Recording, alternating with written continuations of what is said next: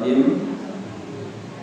Assalamualaikum warahmatullahi wabarakatuh. Waalaikumsalam warahmatullahi wabarakatuh. Alhamdulillahirabbil alamin. Wassalatu wassalam ala sayyidil mursalin wa ala alihi wa ashabihi wa man tabi'ahum bi ihsanin ila yaumiddin, amma ba'du. Qala Allah Ta'ala fil Qur'anil Karim, ya ayyuhalladzina amanu taqullaha haqqa tuqatih wa la tamutunna illa wa antum muslimun. Wa qala nabiyyuna al-karim, ittaqillah haitsu ma kunta wa atbi'is sayyi'atal hasanata tamhuha wa khaliqin nas bi khuluqin hasanin. Yang kami hormati Ketua PRM Desa Palumutan,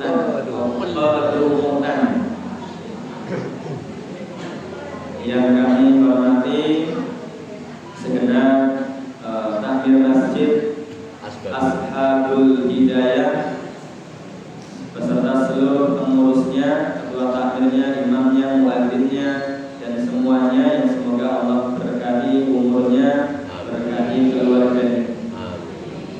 Panitia pengajian ahad pagi yang semoga senantiasa Allah istiqomahkan untuk terus mensyiarkan agama Islam ini. Dan tidak lupa yang kami hormati, kami taklimi Bapak Ibu sekalian, rahimani wa rahimakumullah. Kayak ngantuk apa Bu? Ngantuk apa? Boleh? Kalau ngantuk berarti tanda kurangnya daging kurban kemarin. Kalau cukup daging kurbannya harusnya bergas-bergas. Oh, nggak ada kurbannya. Baik Bapak Ibu sekalian, rahimani wa rahimakumullah.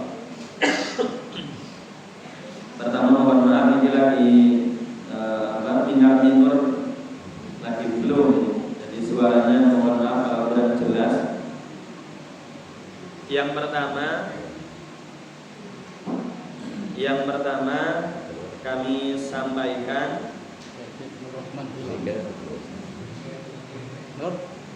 ada sebuah hadis.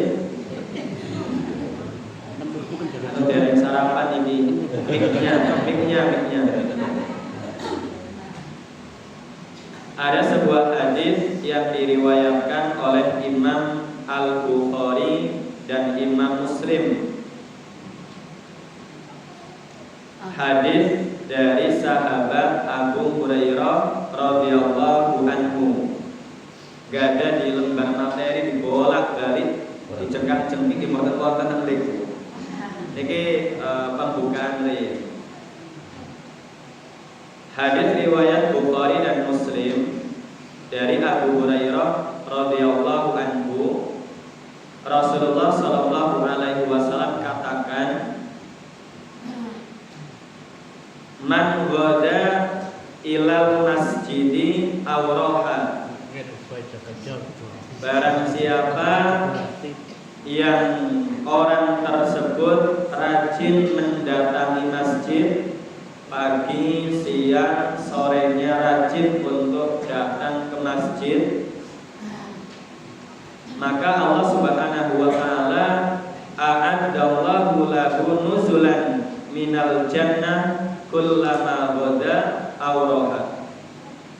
Barang siapa yang pagi, siang, petang rajin ke masjid, maka sebagai bayarannya, sebagai ganjarannya, kelak di akhirat setiap pagi, siang, petang akan disiapkan satu hidangan khusus, satu jamuan khusus. Jadi kalau Bapak Ibu pagi ke masjid, siang ke masjid, sore malam ke masjid, sebagai gantinya nanti di akhirat, di surga, Allah akan siapkan hidangan khusus, jamuan khusus. Pengen apa kan? Pengen. Maka ya rajin-rajin ke masjid. Yang ke masjid, kalau yang di jalan dapat pahala kita apa kan? Bapak-bapak kenapa di jalan ini masjidnya di dalam masih kosong ini? Jadi barang siapa yang ke masjid pagi, siang, sore, dia akan mendapatkan hidangan khusus nanti di surganya Allah. Kok bisa Ustaz? Balasannya orang ke masjid kok mendapatkan hidangan, mendapatkan jamuan khusus? Karena penjelasan para ulama, semisal penjelasan Imam An-Nawawi, masjid itu Baitullah. Masjid itu rumahnya siapa Bapak Ibu? Allah. Rumahnya Allah apa rumah yang bangun? Rumahnya Allah apa rumah yang wakaf? Rumahnya Allah. Rumahnya Allah apa rumahnya donatur? Rumahnya Allah. Begitu masjid sudah berdiri, ini rumahnya Allah.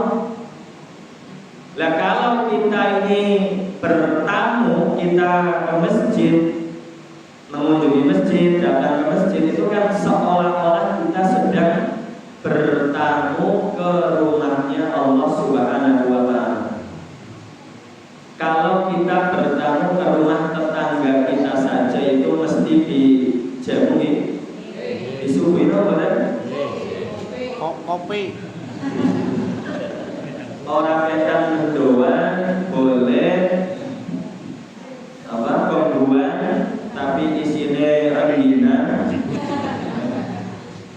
Kita bertamu ke rumah tetangga kita saja mesti akan dijamu, akan dihidangi makanan.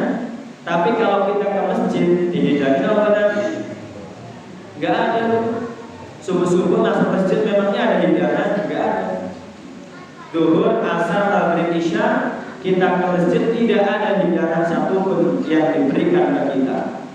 Masa ketika kita bertamu ke rumah manusia saja kita dijamu, bertamu ke rumahnya Allah kok tidak dijamu? Maka sebagai gantinya a'adallahu lahu minal jannati nuzulan.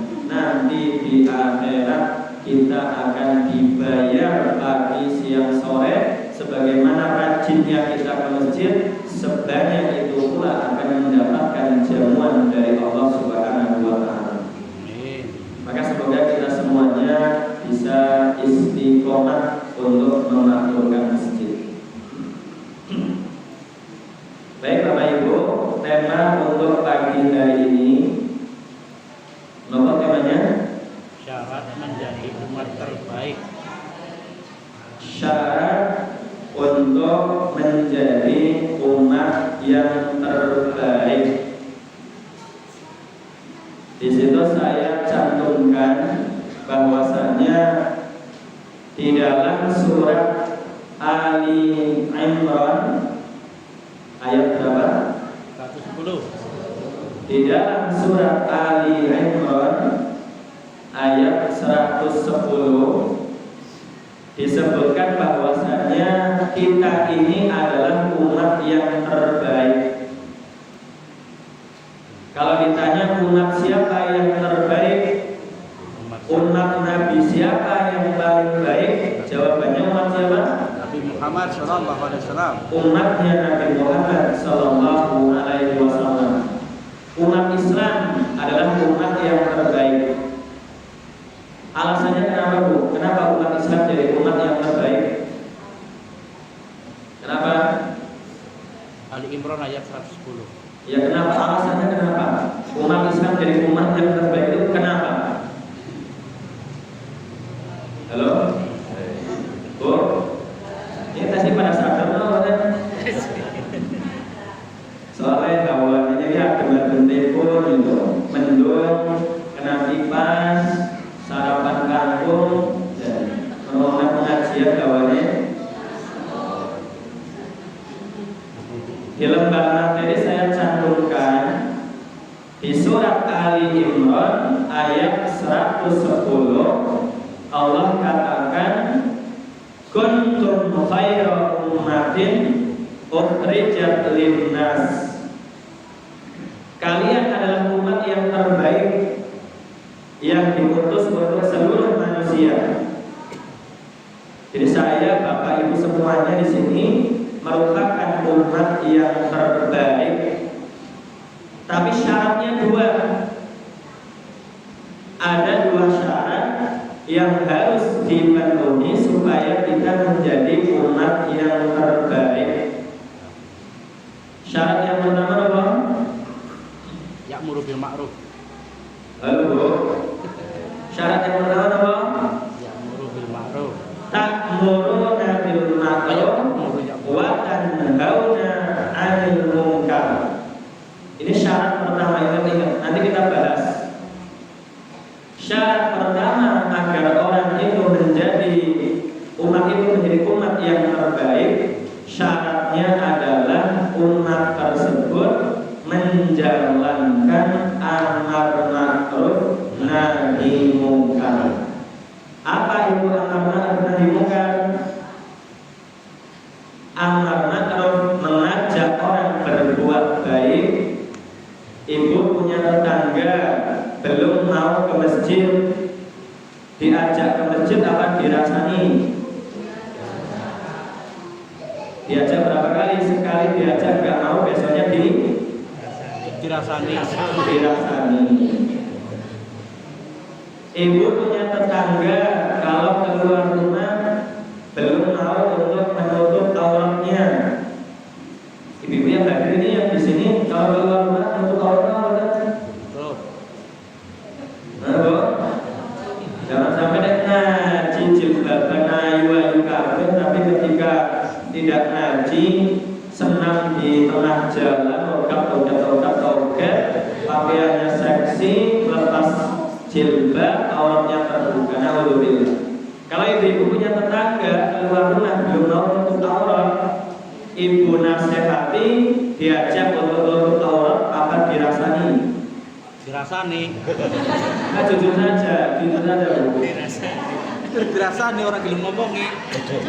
Dinasehati apa dirasani? Dirasani. Makanya omong kosong kita ini sudah menjalankan ayat 3 apa belum omong kosong? Belum menjalankan. Bapak-bapak ketika melihat ada tetangganya belum mau ngaji, harusnya kalau menjalankan ayat ini ajak mereka untuk ngaji, diajak saja. Kalau belum mau tidak usah dirasani. Melihat orang salah dinasehati. Mau menerima alhamdulillah, belum mau menerima ya sudah gugur kewajiban kita. Ini namanya amar ma'ruf nahi munkar, mengajak kepada kebaikan dan melarang atau mencegah dari kemungkaran. Sudah atau belum? Sudah? Saya rasa belum. Saya rasa belum, Pak. Karena seandainya gini, Pak, mohon maaf nih, hari ini kalau Bapak Ibu baca berita, kerusakan yang ada di masyarakat kita itu sudah sangat-sangat parah. Indonesia jadi juara 1 judi tingkat internasional. Alhamdulillah. Innalillah. Peringkat pertama seluruh dunia judi online maksudnya. Negara dengan muslim yang banyak plus juga tukang judinya banyak, itu Indonesia juara 1. Juara 1 itu se-Indonesia judi ini. Korupsinya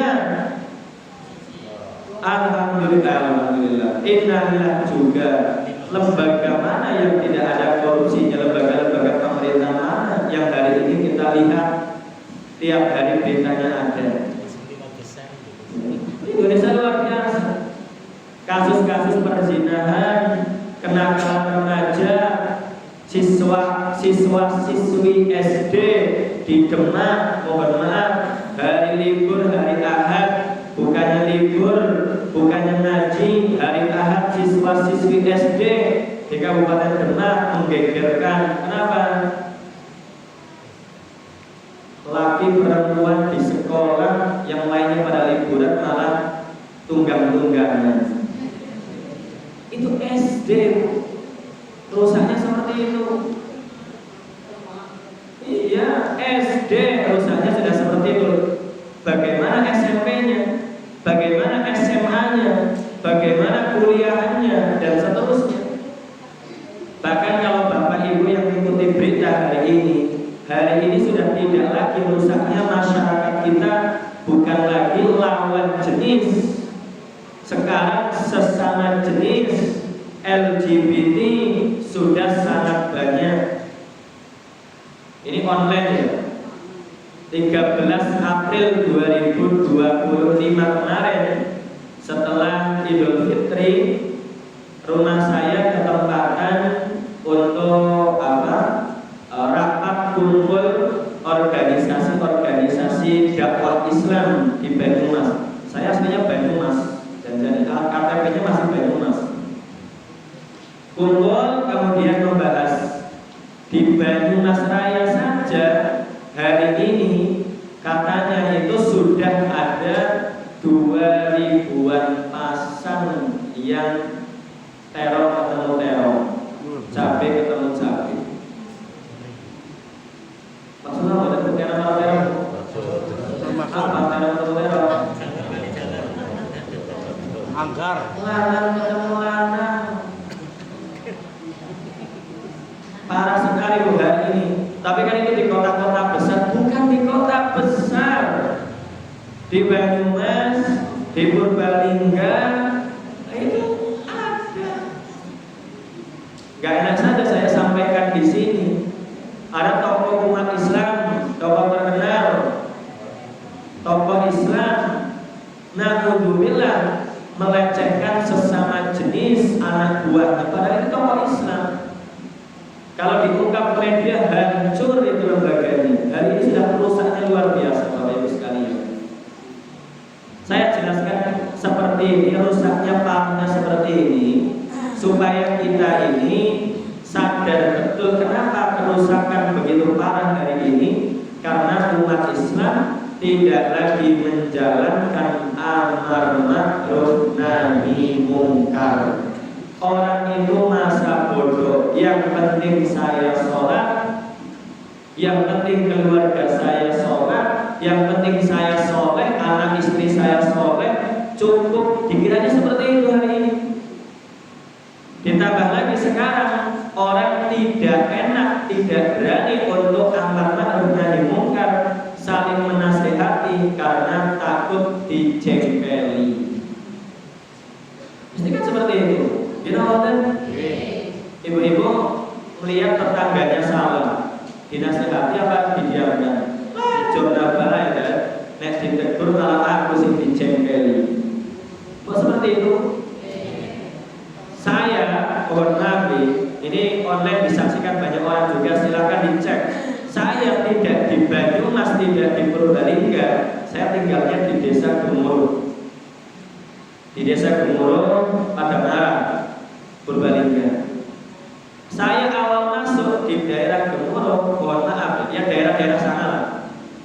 Saya kadang-kadang mendapati ada, ya mohon maaf, pemuda mabok-mabokan. Dan itu di area terbuka. Saya mendatang, awake cilik, pemuda mabok, saya datang, mohon maaf mas, kalau jenengan maboknya di rumah urusan jenengan. Tapi ketika jenengan maboknya di tempat terbuka, saya melihat saya punya kewajiban untuk saling menasihati. Jangan minum minuman keras. Ada yang jengkel apa enggak dengan saya? Jengkel. Ada yang jengkel, mulai muncul bahasanya yang musuhnya mulai muncul. Tapi saya tidak pernah ambil pusing. Wong ini kewajiban saya. Ada orang melakukan judi perjudian. Saya datang, saya tegur, karena kan saya muda, kasih kendel dulu, kasih kendel, bapak-bapak kendel apa? Bapak-bapak kendel. tegur. Tapi resikonya Pak, orang yang sering menasehati, sering menegur, itu ya banyak yang tidak suka, banyak dijegeli. Banyak dijegeli. Saya kalau ngisi pengajian, PLM, PCM, PDM, saya juga sering tegur jamaah, sing senderan, omai kadang-kadang. Ustaz daerah senderan, jamaah senderan. Tolak jamaahnya, ustaznya sudah duduk, kok jamaahnya baru duduk, kok tak sindir biasa. Itu nggak di PRM, nggak di PCM, nggak di PDM, saya seperti itu. Jamaah sedang pengajian ngobrol sendiri, tak tegur. Cuma memang resikonya apa? Ada yang tidak suka, pasti seperti itu. Tapi ingat Bapak Ibu sekalian, syarat menjadi umat yang terbaik disebutkan dalam Al-Quran surat Ali Imran ayat 110, supaya kita jadi umat terbaik. Satu, amar ma'ruf nahi mungkar, mengajak orang kepada kebaikan, melarang orang dari kejelekan. Siapa boleh? Insya Allah. Insya Allah itu Subhanallah. Syarat yang kedua, waktu minuna billah, kalian beriman kepada Allah Subhanahu wa Ta'ala. Dua ini tahu. Syarat supaya jadi umat terbaik, satu, amar ma'ruf nahi mungkar. Yang kedua, beriman kepada Allah. Semua yang hadir di sini saya rasa, saya yakin semuanya adalah orang-orang yang beriman. Saya yakin demikian. Tapi yang poin pertama, amar ma'ruf nahi mungkar, belum semuanya bisa atau belum semuanya berani. Gini Bapak Ibu sekalian, saya terangkan sederhana mawar nih. Di lembar materi ada.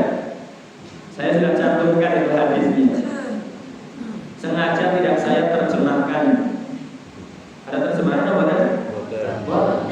Ustaz, gaya materi kok nggak pakai terjemahan, niat gaya materi apa kan?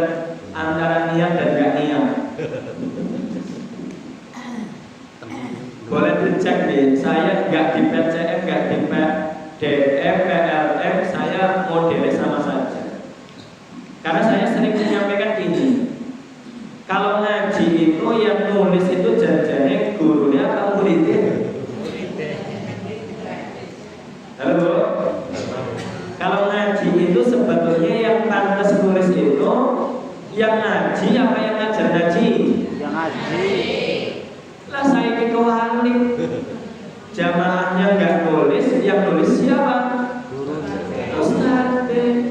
Padahal kata Imam Asy-Syafi'i, qayyidul ilma bil kitab, ikatlah ilmu dengan cara menulisnya. Gak apa-apa lembar materi saya setuju supaya banyak poin-poin yang tercatat. Tapi jamaah juga jangan hanya mencukupkan dengan lembar materi, karena banyak penjelasan yang tidak tercantum di lembar materi. Yang kedua, saya juga kadang-kadang kalau nggak diminta saya nggak buatkan lembar materi, Pak. Benar, kalau nggak ada yang ingatkan saya nggak buatkan lembar materi. Alasan saya gini dari dulu. Bolak-balik sudah saya sampaikan di PRM KCPDM. Karena warga Muhammadiyah kesadarannya masih rendah. Di dalam lembar materi itu tercantum ayat, tercantum hadis. Ayat itu firman Allah, hadis itu sabda Nabi. Tercantum di lembar materi, lembar materinya diletakkan sembarangan, disejajarkan dengan kaki. Ayat Quran dijejerkan dengan kaki. Saruna benar? Saruna benar?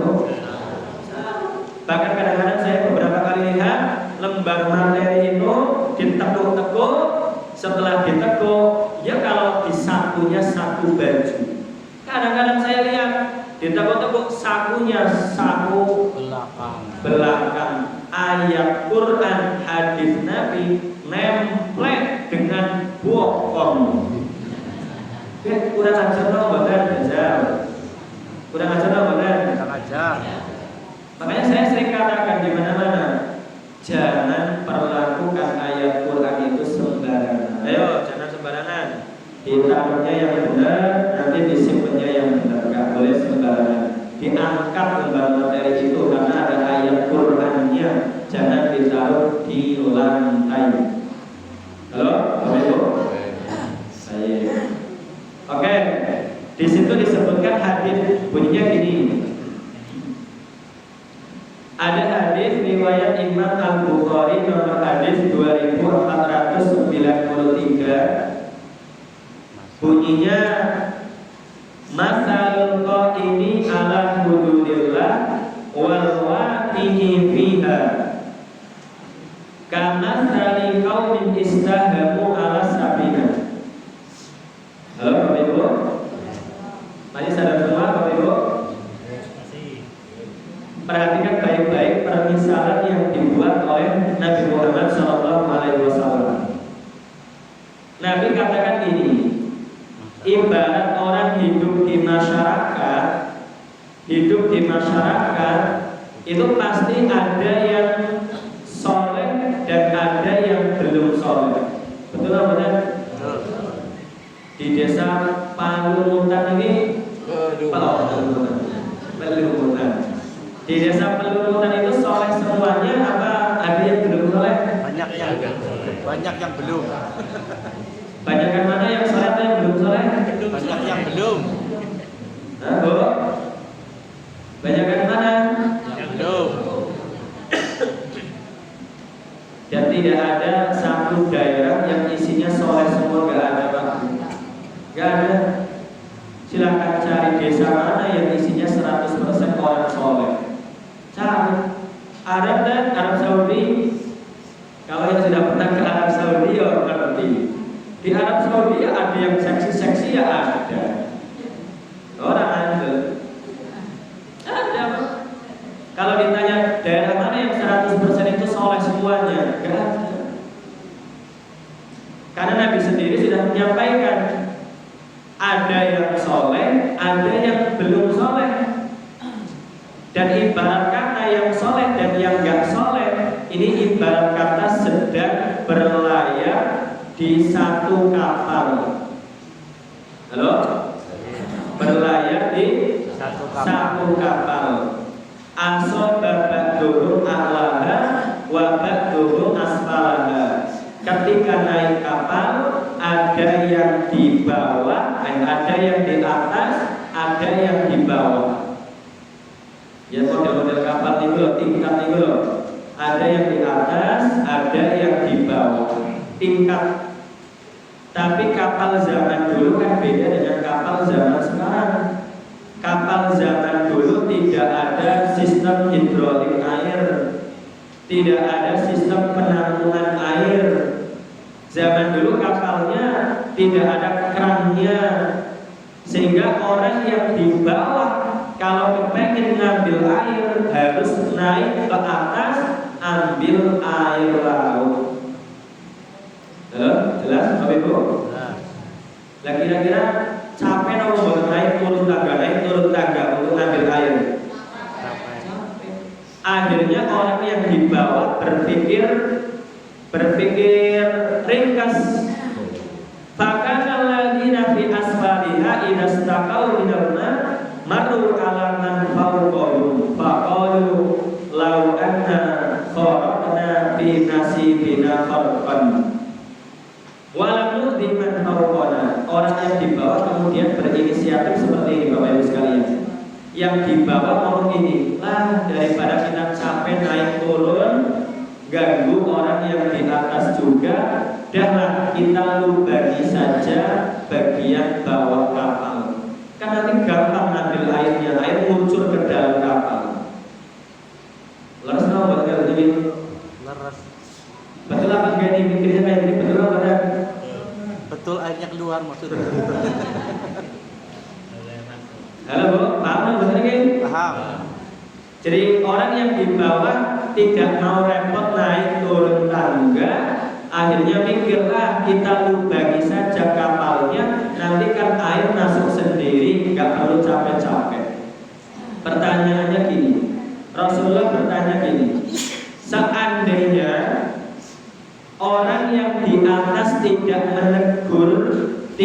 mencegah perbuatan orang yang di bawah.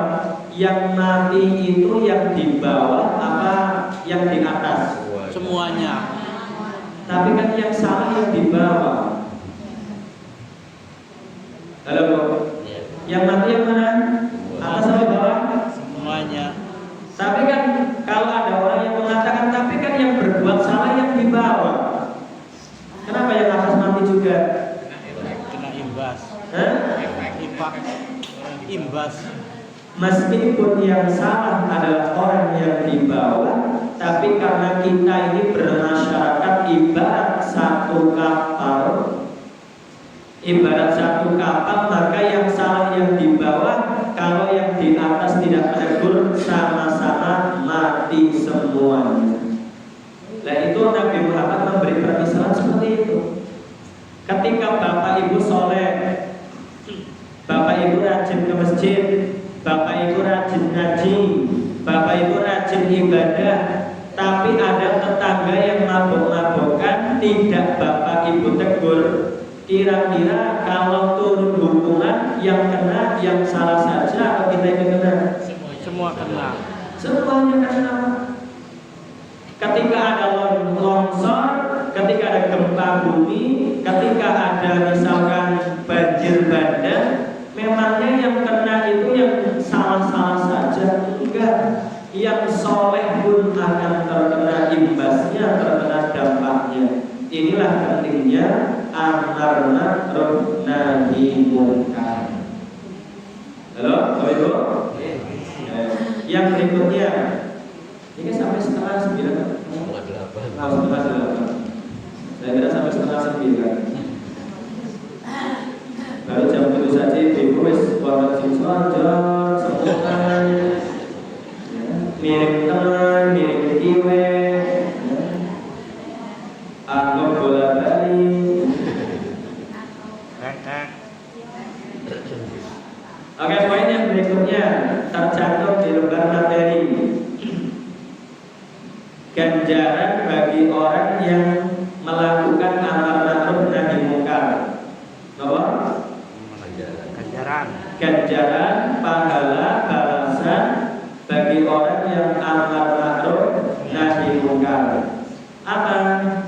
Disebutkan di dalam surat Al-A'raf ayat 165 bahwasanya orang-orang yang amar ma'ruf nahi munkar ketika terjadi bencana, ketika terjadi musibah, mereka adalah orang-orang yang akan diselamatkan. Kisahnya banyak. Mohon maaf. 2014 terjadi longsor di daerah Banjarnegara, daerah apa namanya? Jembrung. Ya gitu, Jembrung. Saya 2014 termasuk yang ikut relawan di sana. Ikut relawan di sana. Mungkin beritanya kayaknya masih ada dicek. Dari sekian banyak korban, kan rumah-rumah yang berada di pinggir-pinggirnya atau bawah-bawahnya kan tertimbun semuanya, betul kan? Iya Pak. Tapi ada satu rumah yang selamat, padahal rumah itu terbilang di posisi atas yang dilalui oleh longsoran itu, tapi selamat satu rumah. Kisahnya ada, silakan dibaca.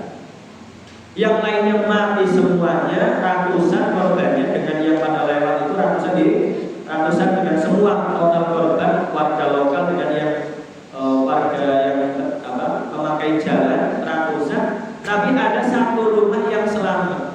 Rumah siapa? Guru ngaji.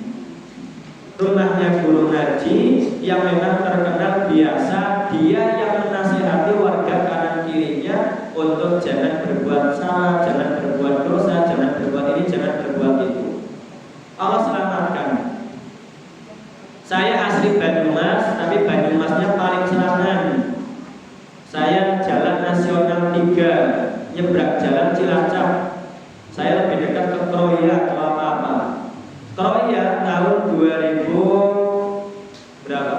2000 berapa itu yang terjadi kebakaran di pasar Kroya. terjadi kebakaran di pasar Kroya, hampir semuanya hangus ludes. Tapi ada satu ruko letaknya di tengah-tengah, kanan kirinya hancur semuanya, kebakar semuanya.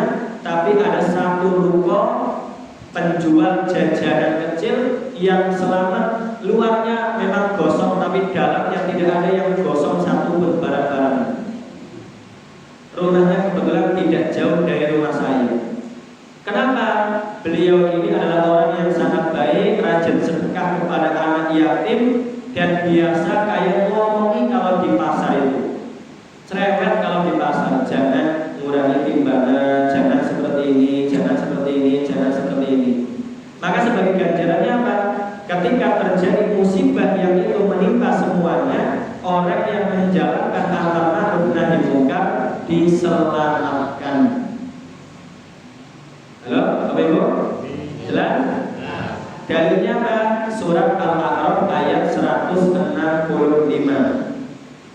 Allah Subhanahu wa taala berfirman, "Falamma nasu ma dzukiru bihi anjaynal ladzina yanhauna 'anis su' wa akhadnal ladzina dzalamu bi'adzabin ba'isin bima kanu yaksubun."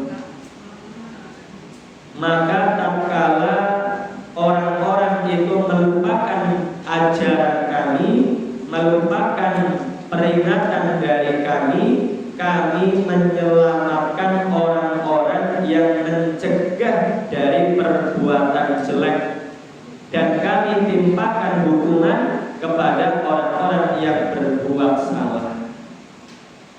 Jelas nggak berarti ayatnya? Jelas.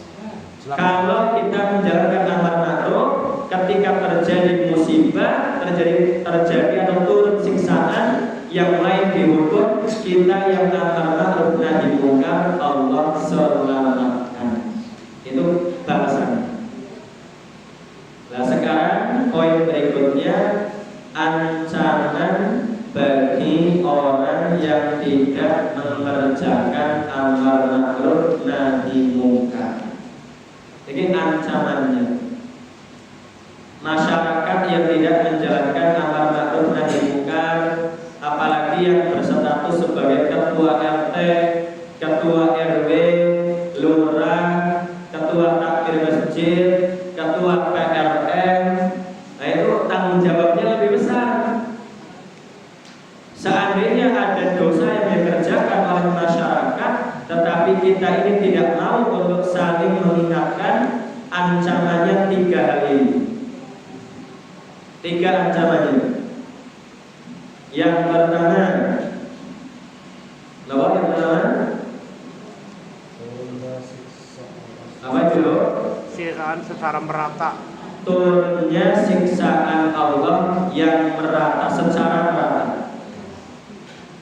Ya tadi yang saya sebutkan, misalkan di RT Niki total ada 100 kakak.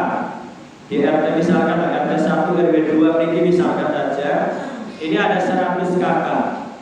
90 kakak orang-orang soleh.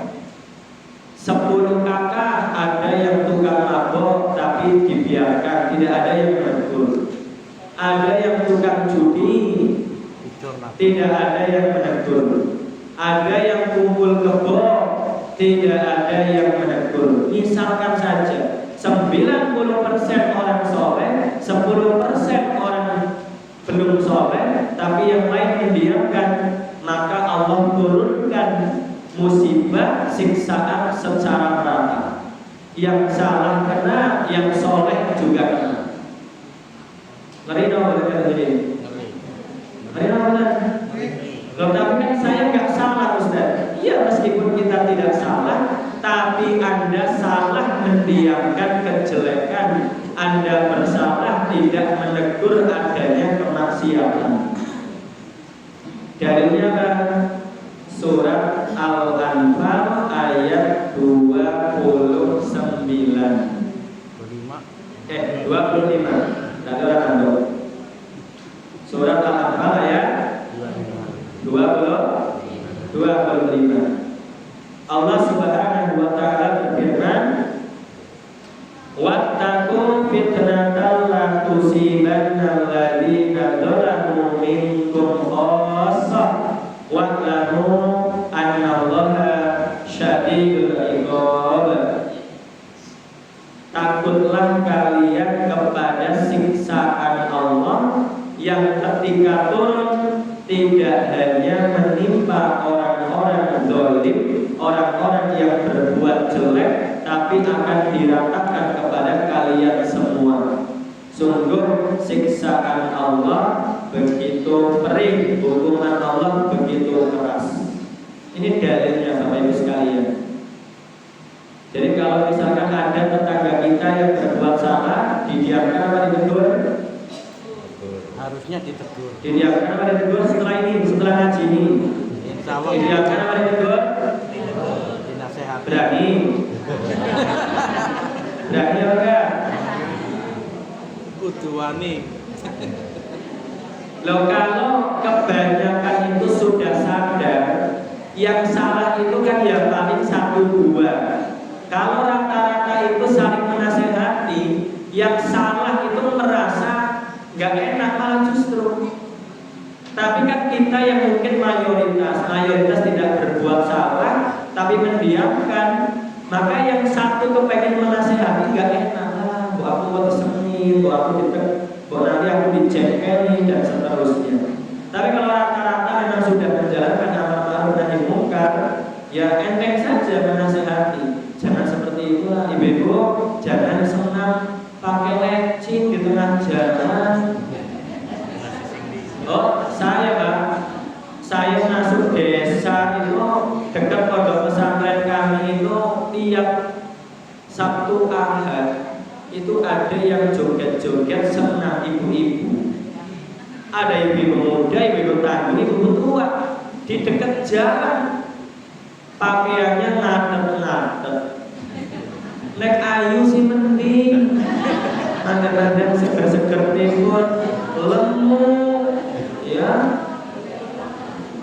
Anggone ngatet-ngatet di luar pasti tenang. Saya datang itu dengan PD-nya saya datang. Ya mereka tahu saya ustaz. Ketika saya datang, nggak dimatikan tapi dikecilkan. Monggo Ustaz, punten Ustaz. Dikecilkan. Saya tungguin aja di situ. Saya tungguin lama-lama kan riku sendiri dia. Akhirnya mulai dikecilkan diri banget. Kemudian setelah diri saya sampaikan, ibu-ibu, senam itu boleh. Enggak apa-apa senam, bagus jaga kesehatan. Tapi yo kasihan pengendara motor yang lagi fokus melihat jalan ke depan, nengok ke ibu, kok terjadi kecelakaan lalu lintas. Kalau mau senam di tempat tertutup, di rumah, di satgar senam, di aula yang tertutup, biar tidak kelihatan orang banyak. Eman-eman, ya ngelak-ngelak seperti itu kan ada yang punya suaminya. Sambil geloya. Ya alhamdulillah sekarang sih nggak ada di jalan. Tapi ada nggak yang jadi jengkel dengan saya? Ya ada. Ya nggak apa-apa juga. Biasa dijengkel, ustaz itu biasa dijengkel. Tapi kalau ustaz diam, ustaz desa saja diam, siapa yang bakal saling mengingatkan? Makanya saya sering sampaikan ke santri-santri kami di pondok, kalau kalian tidak siap menanggung resiko jadi ustaz, jangan jadi ustaz. Ustaz itu nggak enak. Harus sering-sering tegur orang, harus sering menyampaikan ilmu. Kadang yang disampaikan dengan perilakunya beda saja sudah tercela. Apalagi kalau punya ilmu tapi mendiamkan kejelekan. Jangan. Jadi nanti setelah kajian ini kita lebih peka lagi. Kalau ada yang salah ditegur baik-baik, diingatkan. Diterima alhamdulillah, tidak diterima besok ulangi lagi. Tidak diterima besok ulangi lagi. Nunggu siapa yang bosan duluan, sing ngomongi apa sing diomongi. Biasanya sing bosan duluan siapa? Sing ngomongi.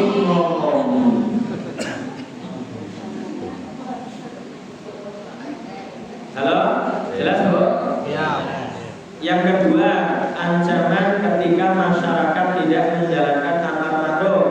Tidak dikabulkan doa. doanya. Yang kedua, tidak dikabulkan doa seorang hamba. Kalau bapak ibu melihat ada kejelekan kok diam saja, bapak ibu doa angkat tangan, setelah tahajud doa khusyuk sampai nangis, angkat tangan, doanya tidak akan mustajab. Doanya tidak akan Allah kabulkan. Antara azan iqamah, doa angkat tangan tidak akan Allah kabulkan. Bukan saya yang mengatakan, Nabi Muhammad yang mengatakan. Di dalam hadis riwayat Tirmidzi nomor hadis 2169,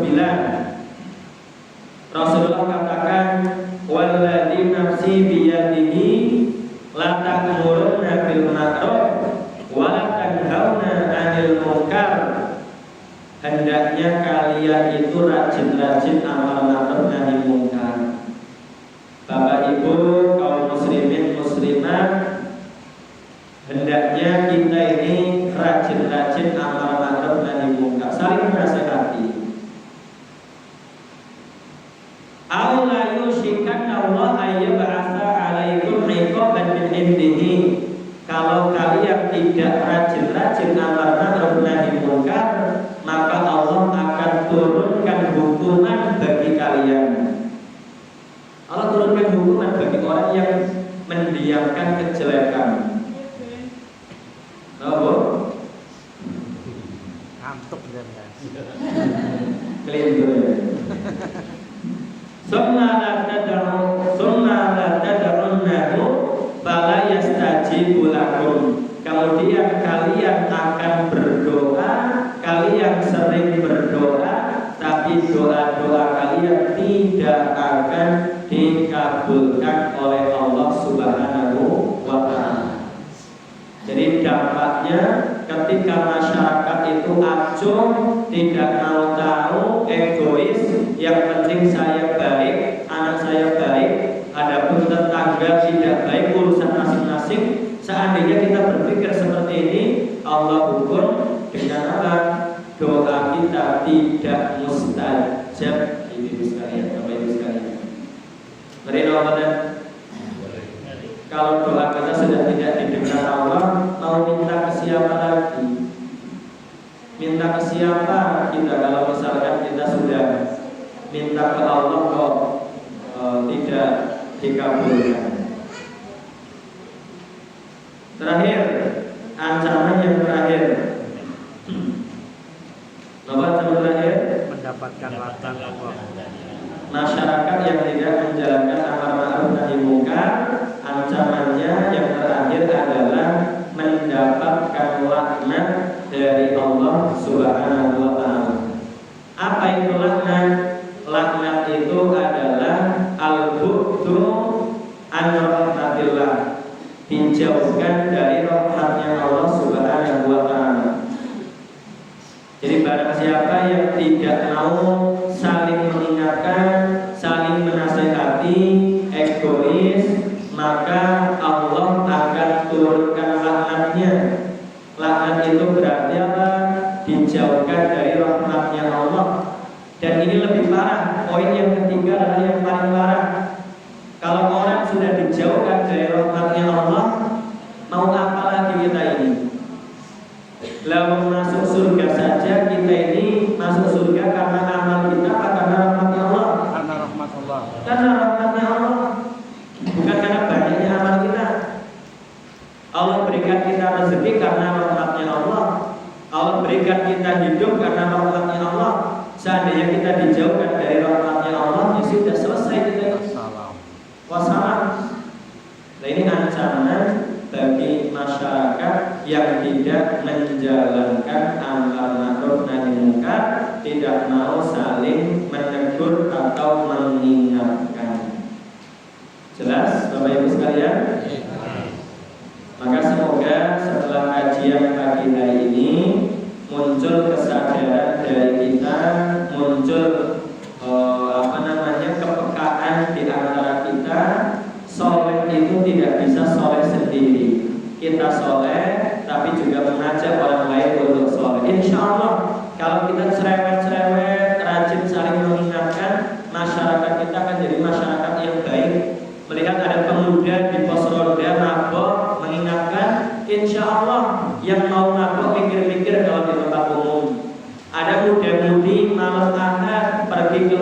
pacaran, tetangganya mengingatkan, insya Allah tetangganya dengan orang tuanya jadi musuhan. Kita benar. Saya pernah saatnya Pak Bu, pernah sekali ada anak tetangga itu malam Ahad dijemput pacarnya lah.